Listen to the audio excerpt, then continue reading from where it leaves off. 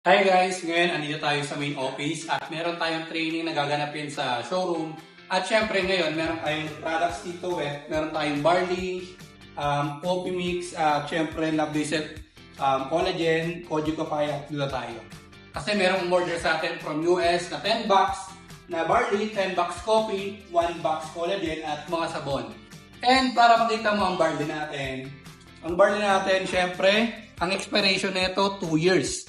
Ganun siya katagal ma-expired. And ang laman nito, 10 sachet sa loob ng isang box at per sachet 5 grams.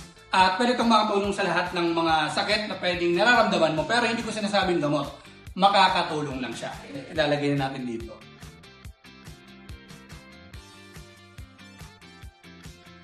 So, kahit nasang bansa ka, pwede mong ma-order ang mga products natin. US, Canada, South Korea, Japan, Australia, pwede natin ipadala. Pwedeng sa DHL. So, yun yung maganda sa mga boxes natin. Ikaw, kung gusto mong matikman ang barley at kung gusto mong matikman yung coffee at yung sabon natin, gusto mong may try, mag-message ka sa akin para at least mabigyan kita ng details at mabigyan kita ng discount. See you, my inbox.